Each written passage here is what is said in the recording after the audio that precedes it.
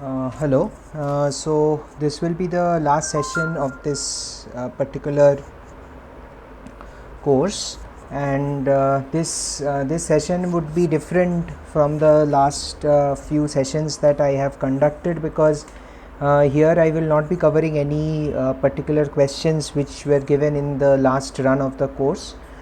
So I've created some 5 questions. They are some of them are taken from assignments. 2 of them are taken from assignments which have been given in this run, and 3 of them are, I thought that they might be a bit tricky, so that is why I wanted to discuss them with you all.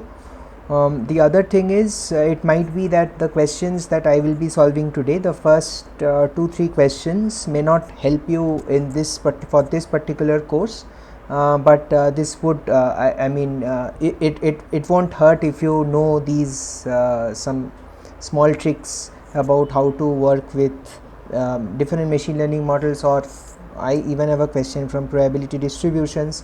So let's go ahead and try to see what the problems are. So let me move this somewhere else. Okay. So the first question is, I had talked about this question a little when I was talking about k-means algorithm. So k-means algorithm, so suppose you have the data, and the data looks like this. So basically you have 3 clusters here. These are your clusters. However, k-means algorithm, what it will do is, it will if you run k-means algorithm, then depending on where the initial centroids are, you might end up with the clusters which are shown here, right, in the top diagram. So k-means algorithm will actually give you this, but suppose you know your data looks like concentric circles. So in that case, so your data looks like this, you know that. Suppose, of course you won't know that in most cases, however, suppose I am telling you that in this particular case you know that your data is in the form of concentric circles, and you want to cluster using k-means clustering only, you won't use any other clustering algorithm. So in that case, is there any way in which you can get the original clusters? So the original clusters should look like this.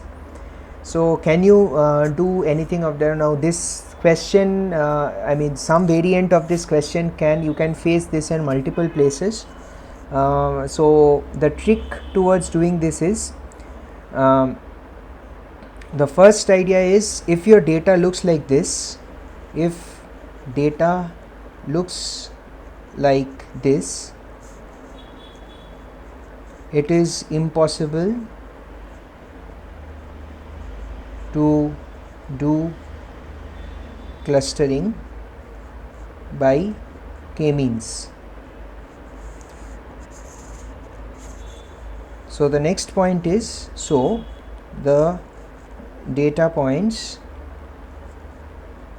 need to be modified or projected to some other space. So now can one of you give any idea about how the projection should take place? I mean, what can be the differentiating factor between these 3 clusters, so that you can do a good clustering using k-means algorithm? So can you give many ideas? It might be completely wrong, it doesn't matter, you can just give me some ideas. I will just like to hear some ideas from you all. What can we do? Yeah. New centroids. New centroids. No, I mean for k-means, whenever you wherever you start from, you won't ever get these 3 clusters separately. These 3 clusters you can never get if you just do by means of k-means. Okay. So that you can check, you can create some concentric circles and you can continue running k-means thousands of times. you will never get these 3 clusters. No, I am not talking about other clustering algorithms. You are fixated with k-means clustering algorithm. Suppose you don't know other clustering algorithms. I want you to think about how you can change these data points such that k-means itself will give you a good good clustering. I mean, somebody mentioned in the chat about hierarchical clustering. So I am talking about only k-means clustering. Can we make more smaller clusters? Can we make? Would that help? I did More not. smaller clusters. More Smaller clusters. more smaller clusters. No, you want 3 clusters, right? Finally, at the end, you want these 3 clusters to come to you. So if you have smaller clusters, then I mean, you will end up with 6 clusters. That is not what you are after. You are after 3 clusters. You can map it to higher dimension. Okay, I like that idea, but can you think of not going into any higher dimension? I mean, I like your idea. I mean, your idea is correct. I mean, can you think of anything which differentiates these 3 clusters just by looking at it? They are circles, right? So what is the differentiating factor between these 3 circles? Can we use the combination of x and y planes to like assume the k, that is the radius will differ?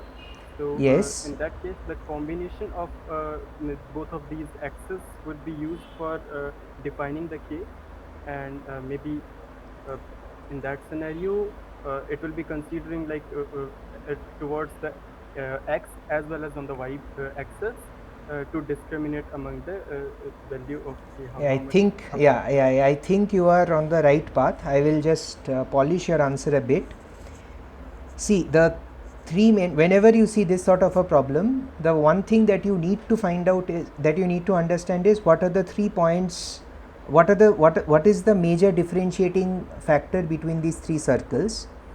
So as was said by Ravi, these 3 circles can be differentiated by means of their radius, right? So this is one radius, this is the other radius. Everything is getting red, but okay. So one is radius r1, the other is radius r2, the other has radius r3, and this we know to be strictly less than, I mean, this relation holds for this particular way in which the points are distributed. So the right thing to do would be, you take your x and y, these were your original points, you map it to x square plus y square, root over of x square plus y square, and you do it for all these points. For all the points that are there that you are asked to cluster, you map it to root over of x square plus y square. So instead of going to a higher dimensional space, you actually come to a lower dimensional space. Okay, so then what happens is, you see that suppose this is R1, this is R2, and this is R3. You will have a cluster of points here.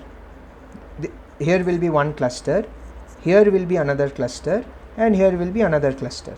And now if you run k-means on these 3 clusters, I mean, now if you run k-means on this projected points, k-means will be able to cluster them properly. Is this clear? Yeah, clear. Okay. So this is a very I mean, this is a very simple case in the sense that somebody came and told you that your points are distributed in a concentric circular fashion. However, whenever you find that whenever your k-means clustering is so how will you, first of all, how will you understand that k-means clustering is not, because there are so many things which are variable in k-means. The first thing is k itself. K itself is variable. So k itself is variable, that you can get hold of by means of that elbow method. However, sometimes it helps when you have k-means clustering, and you one thing which you can do is, you can go up to high dimensional spaces. So if you remember SVM kernels, So the kernel idea would help you here as well. So basically what kernel does is you can go up to a higher dimensional space and do your classification there.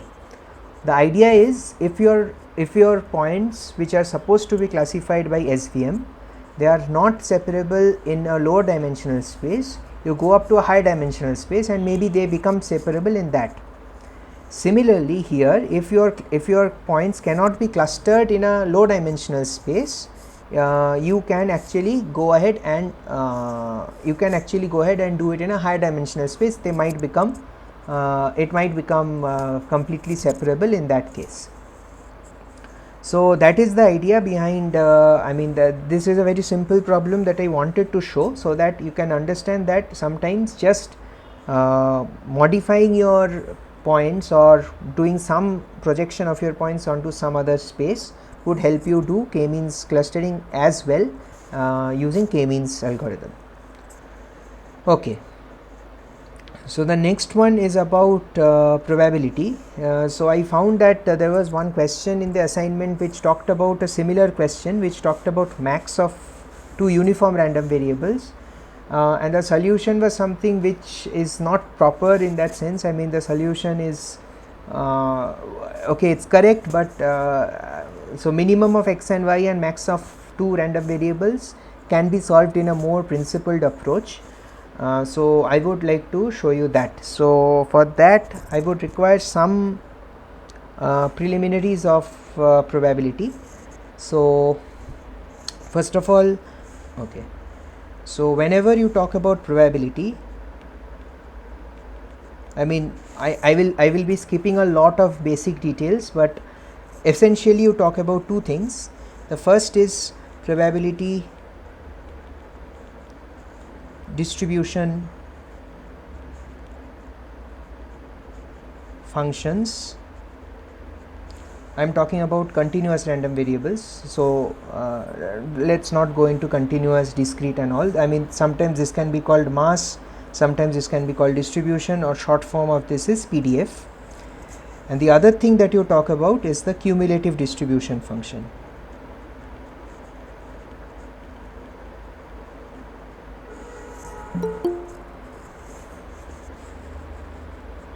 So this is also known as CDF. Now all of them have both of these have certain properties. The first, the PDF, so the PDF property is like this. So if PDF is denoted by fx, then integral of from minus infinity to infinity will always be equal to 1. That is the definition of PDF. And the CDF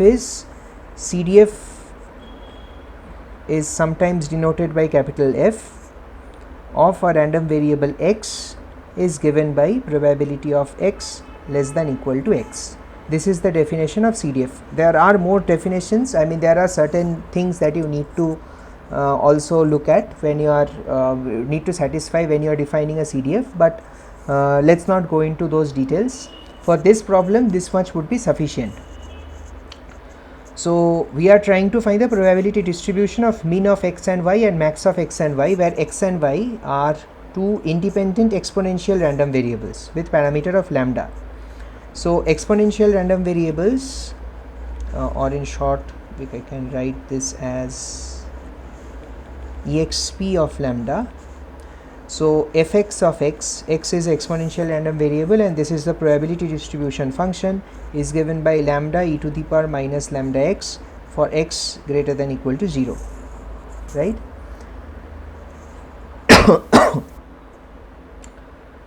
And it is 0 otherwise. It is 0 for x less than 0. So see, whenever you are talking about the minimum or maximum of two random variables and there are two independent random variables, always remember, I mean, this is something that you need to remember, always go through the CDF approach. So let me tell you what the CDF approach is. So let's say I have z equal to max of x comma y. This is the random variable that I am defining, and this is the random variable for which I want to find the distribution function. So what is the CDF? By this definition, the CDF would be f z of z is equal to probability of z less than equal to z. This small z is a value, this capital Z is a random variable. Okay. Now you substitute z here. So max of x comma y is less than equal to z. I have just substituted in place of z, capital Z. I have used the definition of the random variable and I have done that. So from this, can you tell me something about x and y? If the max of x and y is less than equal to z, can you tell me anything about the two random variables x and y separately? I mean, should they be greater than z? Should they be less than z? Should they be equal to z? Anything of that sort? It's less than Z. Both of them will be Less than Z. correct. Less than Z. Yeah. Or equal to. Correct. So both of them would be x comma y is less than equal to z. Correct? Because the maximum of them is less than z, therefore both of them have to be less than z, less than equal to z. Now when x and y are both equal to z, now you use the independence property. You have these two independent random variables, so you use this independent property and break it up into two probabilities of x less than equal to z and y less than equal to z. What is this particular thing? I mean, you can look at this definition. So what is this particular thing? Probability of x less than equal to z. What is that?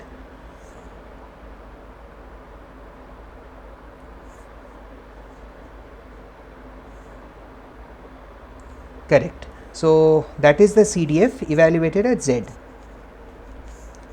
and then obviously the next one is also same. So is this clear to everybody? I mean, anybody has any doubts here till now? I am just trying to show you a more principled approach of solving this problem. This is a very common problem in probability theory, so that is why I am trying to solve. So anybody is having any difficulties till now?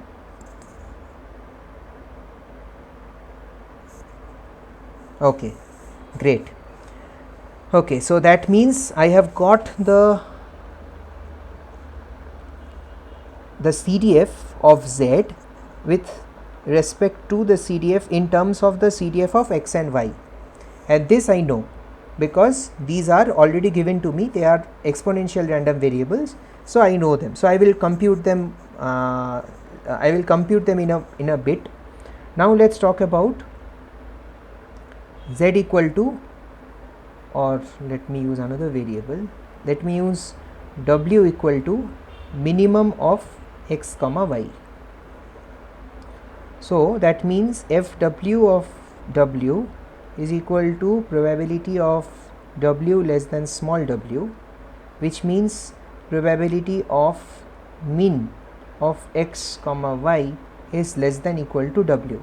So from here, can you tell me anything about x and y individually? The minimum of x and y is less than w. So can you tell me about individual values of x and y? Is it possible?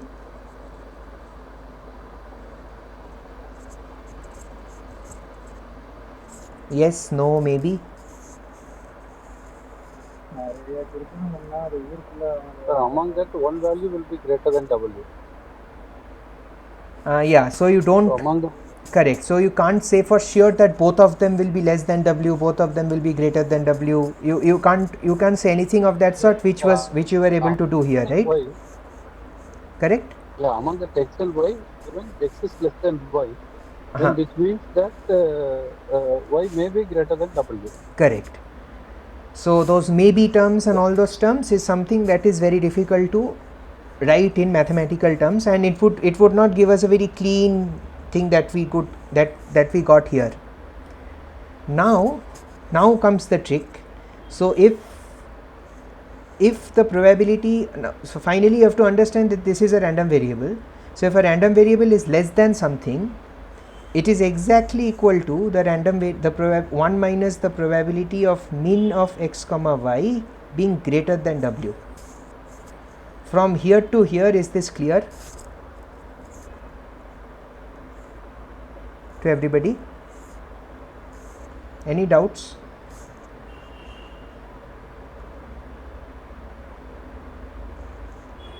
Could you repeat this once again?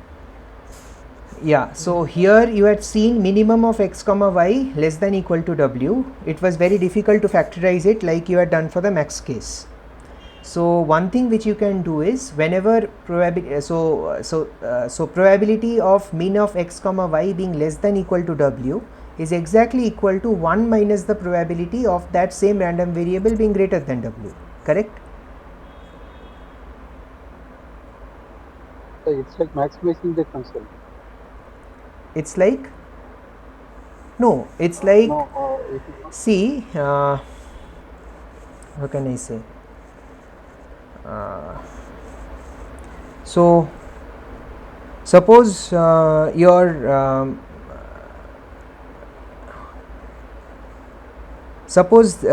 this is the probability distribution that you have. You know about the normal curve. So suppose this is the probability distribution that you have, and you are saying that probability, suppose this is x, the probability of x less than 0 is basically equal to 1 minus probability of x greater than equal to 0. Do you have problems with this particular equation?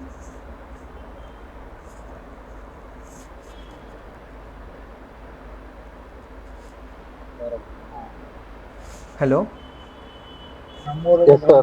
We can compute some values like x equal to 0.3 and y equal to 0.7. In which case we can take the w equal to some 0.5.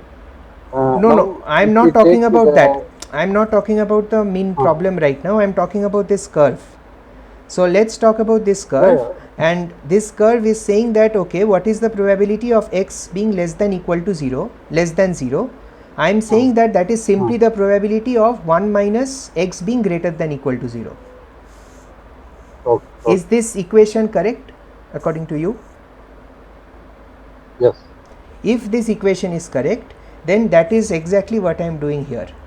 You can consider this as a single random variable w. So I am saying that probability of w less than equal to w is same as 1 minus probability of w being greater than w. I have just used this equation, same equation. Instead of x I have put w, and instead of 0 I have put small w. Okay? That means the whole value 1 minus p of x, that the whole value is greater than w. No. I think we should put the parenthesis. Yeah, I have for put 1 minus p of. Yeah, the p max alone is not greater than w. 1 minus p max is greater than w. Sorry, 1 minus p minimum is greater than w. No. See. Okay, let me not do this here.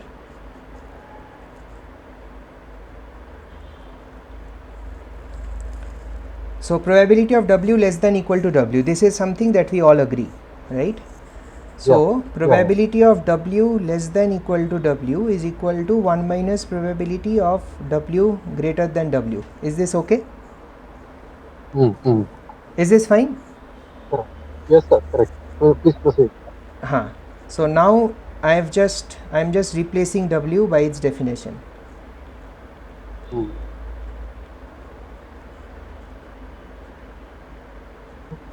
Is this clear now? I have not done anything. I have just replaced w by the definition of mean of x comma y. Yes. Oh, okay. You are correct. So now you see, now you have got your trick back. Now you can say something about individual x and you can talk individually about x and y now. Can you? Because minimum of x comma y is greater than w, which means that both x and y have to be greater than w. Right? Yes.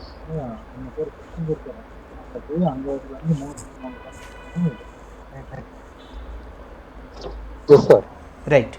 So you have 1 minus probability of x greater than w and probability of y greater than w.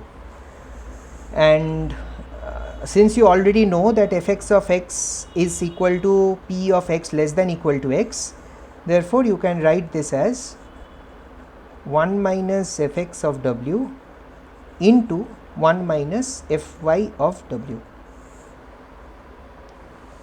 Is this clear? Is this step clear? I have just used the definition of the CDF over p of x greater than w and written down this. Now, if this is clear, the rest part is just calculation. Up to this part, if it is clear for both the cases, min and max, the rest of the problem is pretty simple. You just need to find out these values for the exponential distribution. Okay, so let me do that. So exponential distribution has a PDF of lambda e to the power minus lambda x. So the CDF of that, what is the definition of CDF? CDF of that is x, probability of x less than x. So the CDF of this would be 0 because exponential distribution is only defined for positive x. So lambda e to the power minus lambda x dx. So if you do this integration, it would come out to be 1 minus e to the power minus lambda x. That would be the CDF. So the max function like this, the max, it would be 1 minus e to the power minus lambda x into lambda z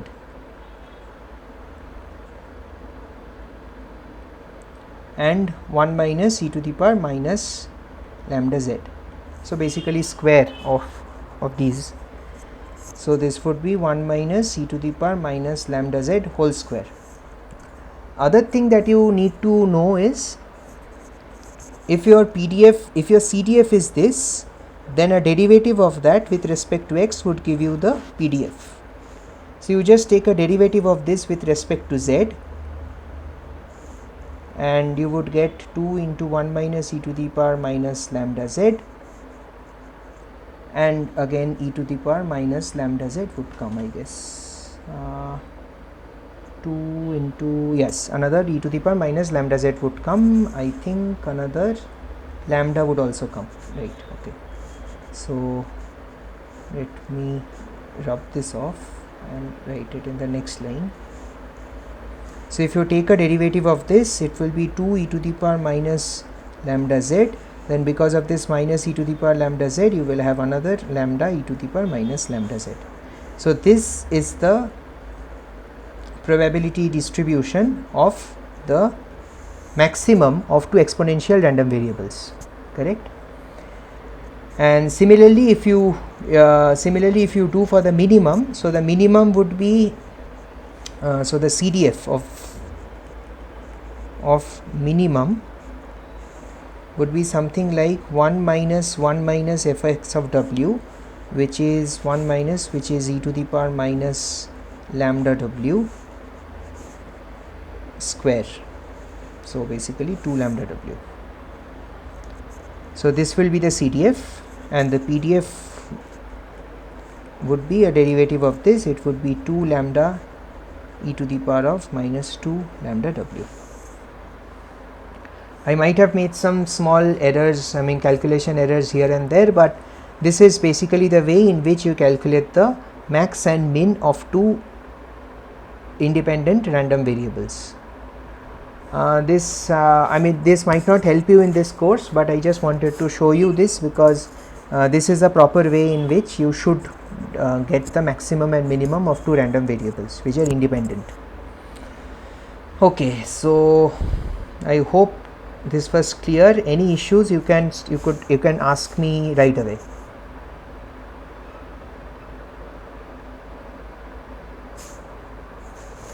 Okay, I will take that as fine. Okay, so then we come to probably the most important algorithm in this entire course, what you have learned, the backpropagation algorithm.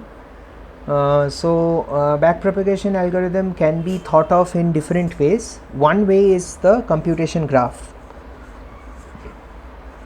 So what is a computation graph? So let's say I have inputs of x0 and x1, and w2 is your bias, and w0, w1, these are your weights, and they combine with x0 and x1 combined with the bias to give you some sigmoid output.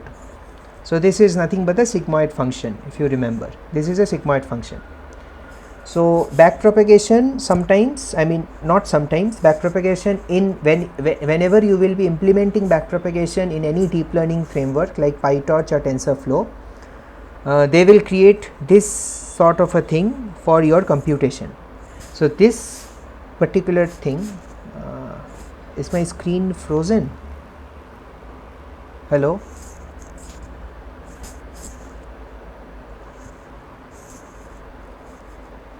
Hello?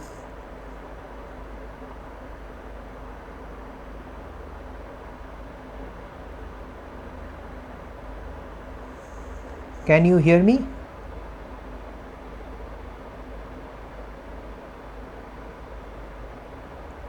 Yeah, I cannot hear you for some reason. I don't know why. It's not frozen, is it? Okay. Okay, then I can't see my own screen. So basically I will continue, and if you have any issues you can text me in the chat box. I will look at it and try to answer. So basically what is happening is, so whenever you see this sort of a sigmoid function, so what the deep learning frameworks, what they will do is they will go ahead and create this sort of a computation graph. So this entire thing is called a computation graph. So you can see here what they will do is, you will first see W0 and X0. They will create W0 and X0 here. They will multiply it. So can you see all the ticks and everything which I am putting? I mean, I am circling, I am doing something on the screen. Can you see? Okay, great. I don't know why I am not being able to see those things. Anyway, okay, so W0 and X0, all those things are here. So these are some particular values at one particular step. Let's say at some particular point you have these values which have been given to you. W0 is 2, X0 is -1, W1 is -3, X1 is -2, and W2 is -3. Of course you want to change W0, W1 and W2 only, because these are your weights. X0 and X1 are your input, so you can't change those. So the first thing that you need to do is you need to multiply W0 and X0. This is what you are doing here. You multiply 2 and -1, you get -2. Again you multiply W1 and X1, you get -6, and finally you add it up with W2. Okay, first you add up W0 X0 plus W1 X1, you add up these two to get 4, then you add up -3 with it to get +1. So till now you have got W0 X0 plus W1 X1 plus W2, right?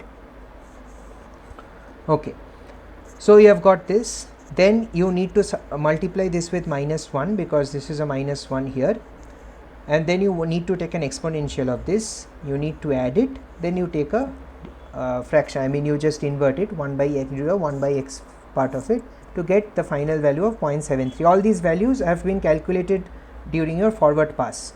So if you remember in your neural network, there was something called as forward pass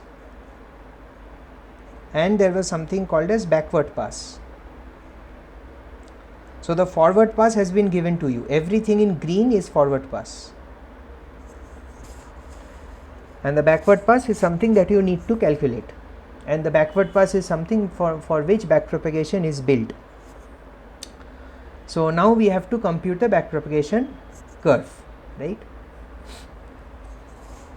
Okay, so see, backpropagation you can think of in multiple different ways, which can be very complicated and you might forget completely. One thing which you should always remember is backpropagation is nothing but the chain rule of derivatives. So if you know chain rule of derivatives very well, you would be able to understand. You will never forget. What backpropagation does. So let's say my f is here, and what I want to do is I want to take the derivative, or I want to take the partial derivative of f with respect to all these different variables, and finally I want to take the derivative with respect to W0, W1 and W2. Okay, anybody having any issues, you can write directly in the chat box, I'll be able to clarify from the chat box itself. So dou f dou w1, dou f dou w1, w0, w1 and w2, these are the three things that you finally want, but in order to get to them you need to go through this computation graph. Of course, in this computation graph, I mean, or for this particular equation, you might think that this is very easy, but for deep learning networks this becomes a huge architecture, and therefore it's not very easy to compute the particular derivative. So what do you do? So here, if you see, finally you would try to take the derivative with of the function itself. So here you have the function and you are taking the derivative of the function with respect to itself. So here it would be 1, because this is nothing but dou f by dou f. At this stage you just have f, so dou f by dou f is something that you are trying to compute here, and that comes out to be 1. That is obviously 1. So let's come to this particular point now. I am talking about this point. So 1.37 was your input, you had gone through 1 by x and you have got 0.73. This is your f. Let's say you denote this by z. Let's just say you denote this by z. Oh, not z. Let me denote this as x. I denote this as x, right? When you are back propagating, dou f by dou f, you have got to be 1. All you want now is dou f by dou x. By the chain rule of derivative, it would be dou f by dou f into dou f by dou x. So you need to calculate this right now. So f of x was 1 by x. What is dou f by dou x? And somebody say, of course I can't hear you, so let me just write it down. So it would be minus 1 by x square. That is normal derivative rule. It would be minus 1 by x square. So what would be dou f dou x? It would be 1 into 1 minus 1 into minus 1 by x square, therefore minus 1 by 37 whole square. That would be the derivative at this particular stage. Is this clear? Any issues?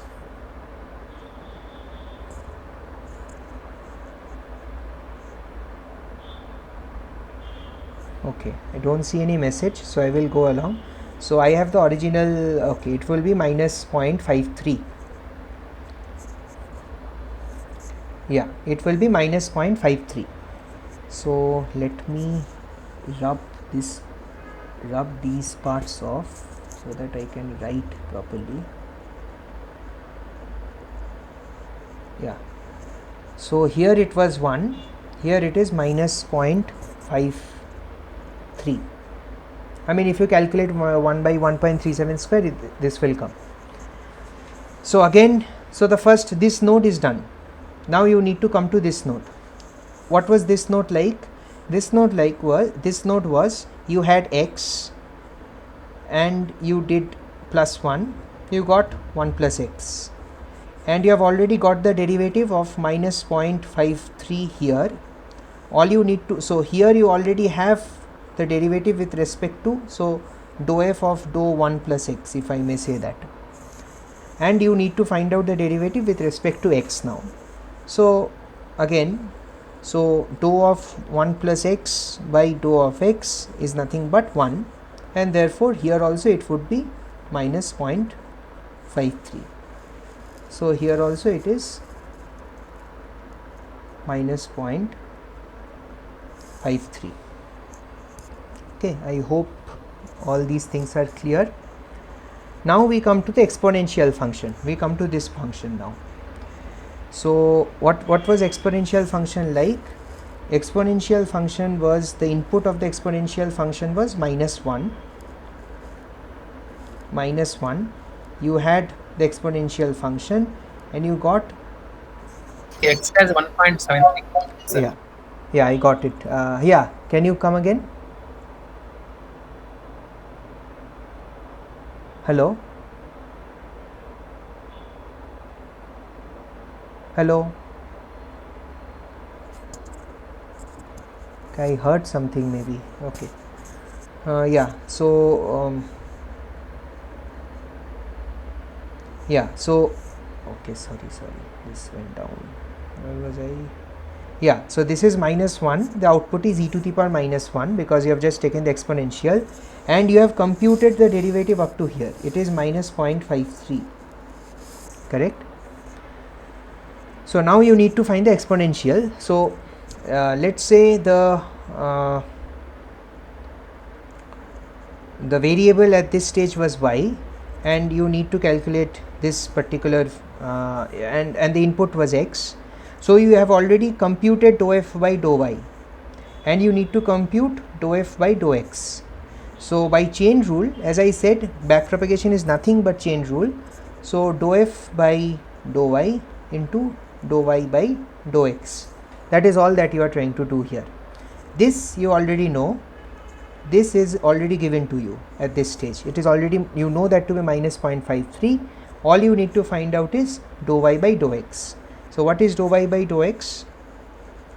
Dou y by dou x, because it is e to the power x, it is again e to the power x, and that is e to the power -1. Okay. So at this stage it would be -0.53 into e to the power -1, and that would be -0.53, that would be -0.20. Sorry, not here.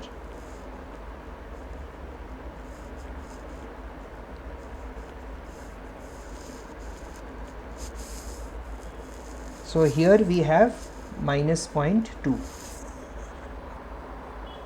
Okay. So so likewise, if you go along, you will see that since this is -0.2 and I am multiplying this by -1, this would come out to be 0.2. You can just follow the techniques that I just showed you. This would come out to be 0.2, and then if you have, whenever one thing which you can remember is, whenever you have a summation, if there are two nodes which are summing up or multiple nodes which are summing up, while backpropagation will just distribute them equally. Like this 0.2 will come, so here also it will be 0.2, here also it will be 0.2. You can just work out in the same way that I have done, and you will see that all these things will happen. Similarly, here also you have a plus, so here also you will have a 0.2, here also you will have a 0.2. Okay, so let me now go directly to the place where I already have this. So you have 0.2, see you have 0.2 here, there it has distributed between 0.2 and 0.2. Again this 0.2 has distributed equally between the two nodes which are getting summed. When you encounter a multiplication operation, you see a strange thing, you see some inversion sort of a thing. So what happens is, when you are doing a backpropagation from here to these two parts, what is happening is you are multiplying it by the other part which is participating in this multiplication. For example, you had 0.2 here, and W0 and X0, these two had participated to give you -2 in the forward propagation, but while back propagating you have found out this to be -0.2. So when you will be computing the derivatives with respect to W0 and X0, what you need to do is this -0.2 you multiply it with X0 to give the derivative with respect to W0. So it will be this would be plus, so this will be -0.2, and you multiply this plus 0.2 with W0 to get the derivative with respect to X0, and that would be 0.4. Similarly, if you see here, it is 0.2, you multiply it with -2 to get -0.4 for the derivative for W1, and similarly you multiply it by -3 to get the derivative of -0.6. So all these things might look a bit difficult, but they are not actually at all difficult. You can just I showed you up to the exponential function. You can look at all the other functions and it would be pretty clear why all these things are happening. Okay, And another thing is, I mean, this particular case, you can think of, I mean, something, of course, everything won't be so elaborate in all the deep learning frameworks, because then it would take forever to solve machine learning problems. So what they do is they often recognize what is a sigmoid gate. So they already know that this is a sigmoid gate, and for sigmoid gate they already know that the derivative of the sigmoid gate is sigma x into 1 minus sigma x. So they can directly go from 0.73 to 0.2. They can directly do that. Okay. So this is another view of backpropagation that I wanted you all to know, because I didn't get how multiplying minus 0.2 resulted into 0.4 in the case of x0. Okay, let me show that. Okay, let me take this example. Okay, w0, yeah, I am explaining. So w0 and x0, so let me get their actual values. So this was 2 and this was minus 1 and this was minus 2. So while backpropagating, you have already got up to 2.2 here. You want, so let's say now I am saying q to be equal to w0 into x0. I am just denoting this variable by q. You already know dou f by dou q, and that is 0.2. Now you want dou f by dou w0. So what you need to do is, again, chain rule, dou f by dou q into dou q by dou w0. So dou f by dou q is something which you already know, it is 0.2. What is dou q by dou w0 if q equal to w0 x0?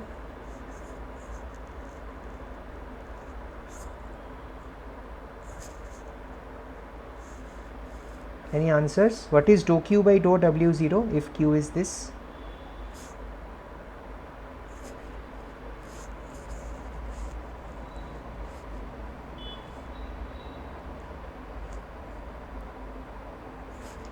Yeah, so it is x0. So now you understand why it is actually multiplying with the other value. So when you are calculating the derivative with respect to w0, you are ending up multiplying with x0, and that is why whenever this 0.2 is getting multiplied with minus 1 to give you minus 0.2. Okay, is this clear now?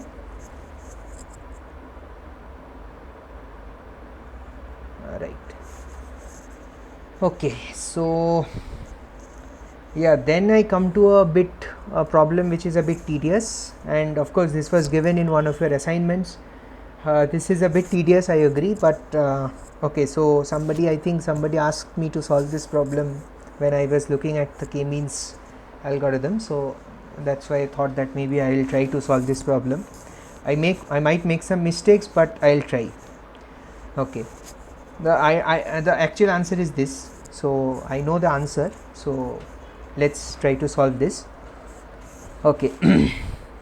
So you have 1 2 3 4 5 6 7 8 9 10 11 12 13 14 points. K equal to 3 is given, and initial cluster centers are 5 6 31. So let's look at the cluster center 5, which all points, so 5 6 31, which all points will get clustered to will get assigned to the cluster with the cluster center of 5. 12, you see 12 of course can't be assigned to 5 because 12 is closer to 6 than it is to 5. Therefore 12 can't be assigned. 22 also can't be assigned. 2 3 will be assigned to 5. 33 can't be assigned to 5, 27 can't be assigned to 5, 5 of course will be assigned to 5, 16 can't be assigned, 31 can't be assigned, 20, 37, 8 also can't be assigned because 6 is closer to 8, and 18 can't be assigned. So you just have 3 points in your first cluster. Then you go on to 6, the cluster center 6. So when you have cluster center 6, of course 12 will be assigned to 6. 22 has a distance of 16 from 6 and just 9 from 31. so it can't be assigned. 2 and 3 are already assigned. 33 can't be assigned.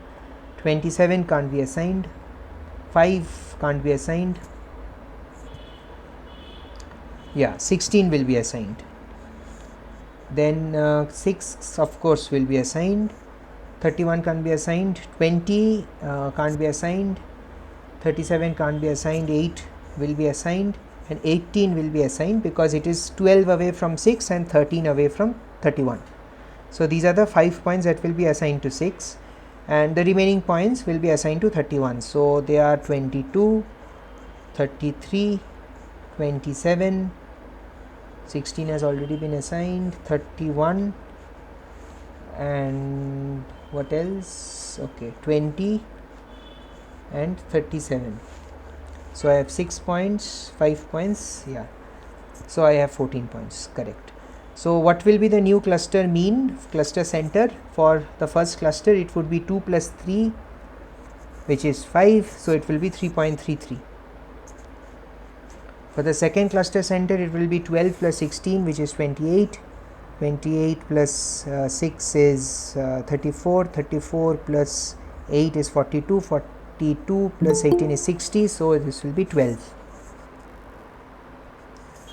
And the last one would be 22 plus 33, 55. 55 plus 27 is 82. 82, 113, 113, 150, 170. 170 by 6. So 170 by 6 would be what? 28, 28.33. I believe that would be the cluster center. So this is the first run of the k-means algorithm. So now your cluster centers are 3.33, 12 and 28.33. Okay.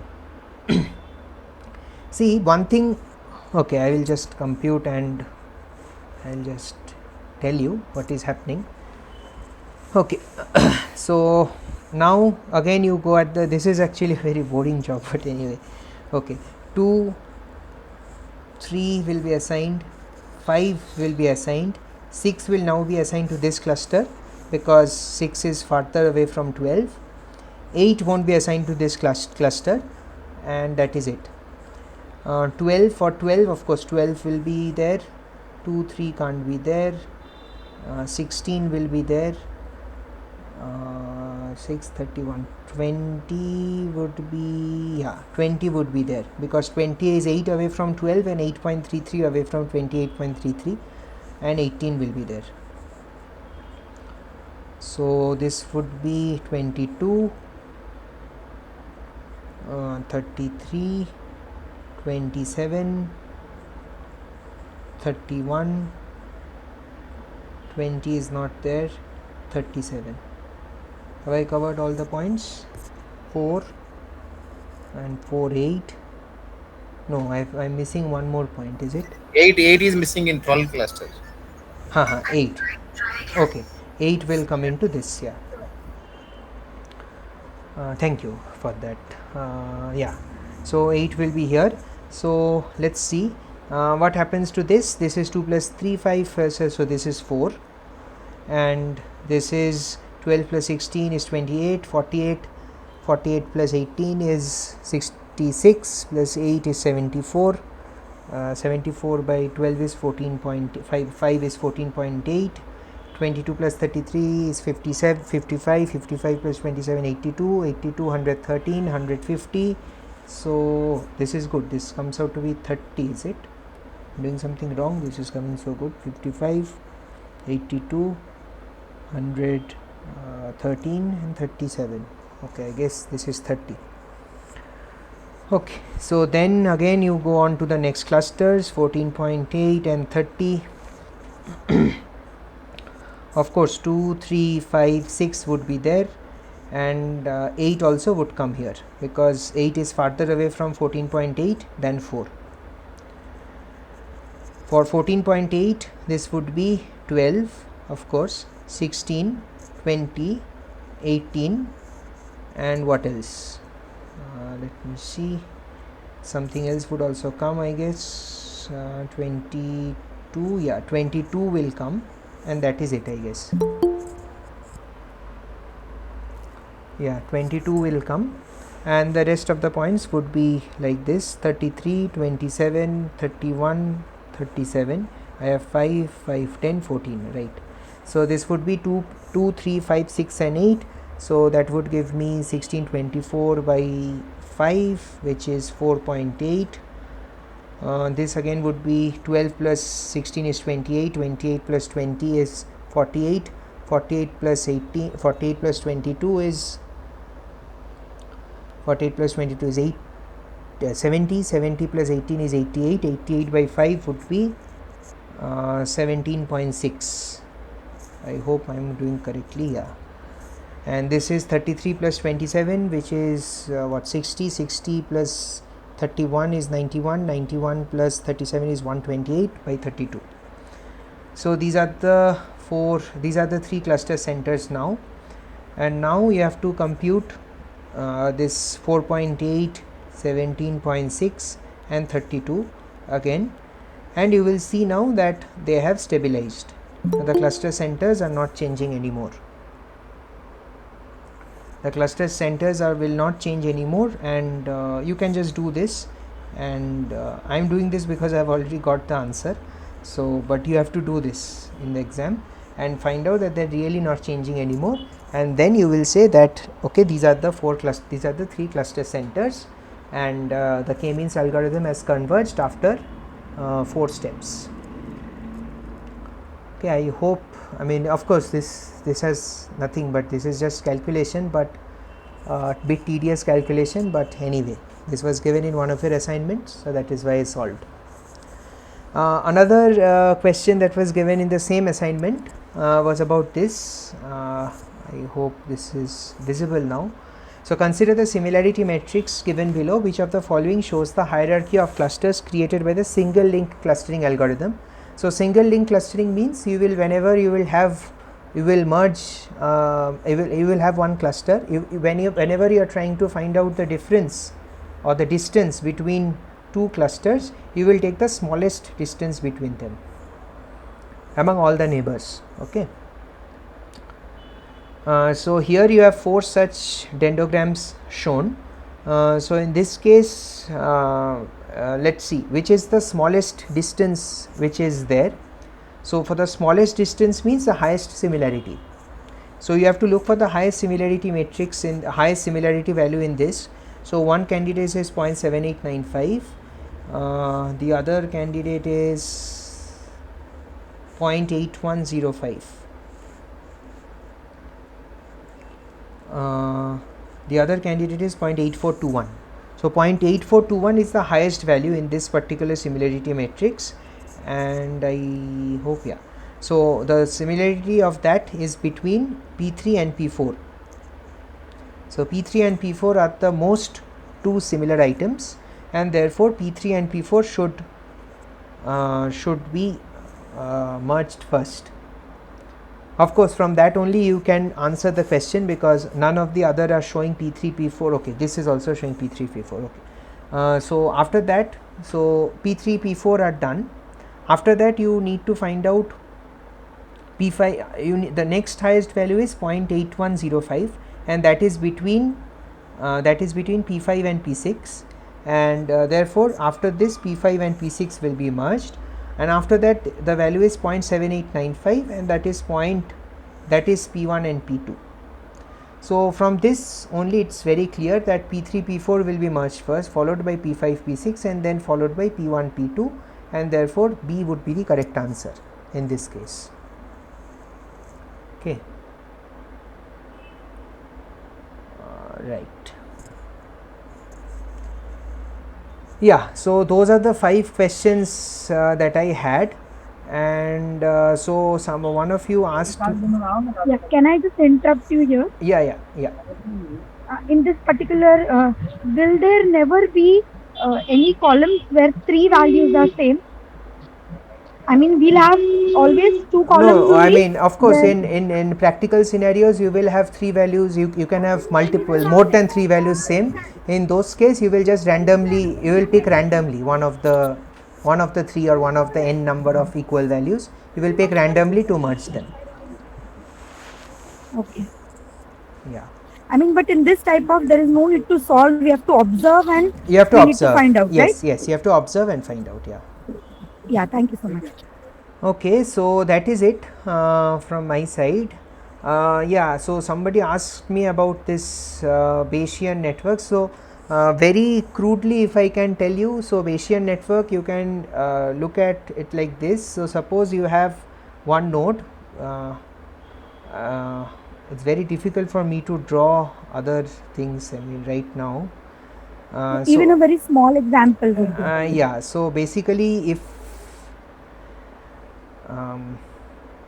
yeah, so what you can say is, so suppose you are talking about node 1 and node 2, and so node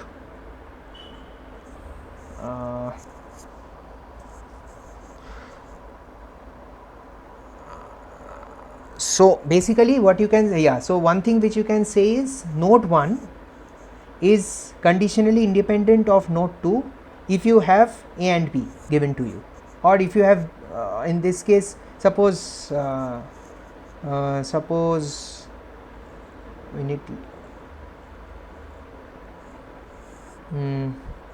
suppose n2 is like this. Suppose n2 is like this. So B has an effect on n2, and A and B both have an effect on n1, and A and B both have an effect of n2. But if A and B are given to you, then it is conditionally independent of n2. Okay, so that is something that I mean, yeah. So in this sort of way, you can find out. I mean, yeah. So that is one very crude example of how to find out the dependence properties of this particular. I would suggest that you can go back to my lecture when I had given, I mean to the lecture, and when I had solved some problems, that would give you much more clear idea about how this causation or how this independence works, conditional independence, because there will be cases in which the children also starts to play a role.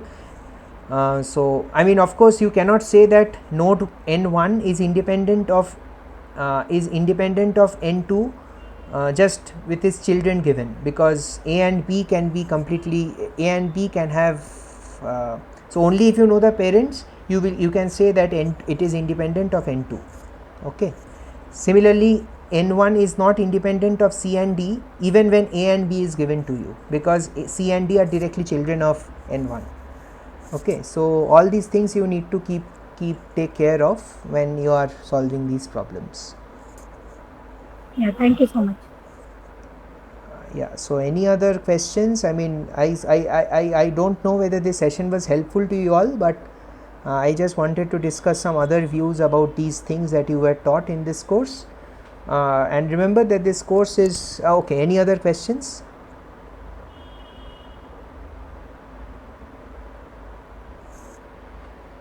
Okay, thank you. Then I would close this session, but before closing this session, I would suggest that this is just the beginning of the machine learning course for you all, and this is a very detailed course, and I mean, I don't think you would learn more from a basic machine learning course anywhere more than what this course teaches you. So good luck for the exam and good luck for all your future endeavors. Thank you. Thank you for all your sessions and your hard work and patience for us. Thank you so much. Thank you. Really, all your sessions were very helpful to us. Thank you. Thank you for that. Thank you. I'll close the call. Thank you. Thank you, sir. Every problem solving session explanation, There is a lot of noise. I really can't hear. Hello, sir. Yeah. Can we get these? I this can't. last slide? I can't. Yeah. Can you speak now? Yeah, I was just saying, can we get this last session's questions and the slide that you solved so that we can refer to that? Yeah. I will. Yeah, I will upload it to the Google Drive, and I think if you open your what should I say, if you open your NPTEL or NPTEL portal, you will see that there is something known as problem solving sessions. So if you look at, if you click on that, you will be directed to an Excel, and in that Excel you will see week wise where we have uploaded the video and where we have uploaded all the materials. So Alright, for thank week you. 12 you will find this material in a particular drive location, so you can download it from there. Okay, Interesting session. Yeah. Thank you. thank you. I'll close this call.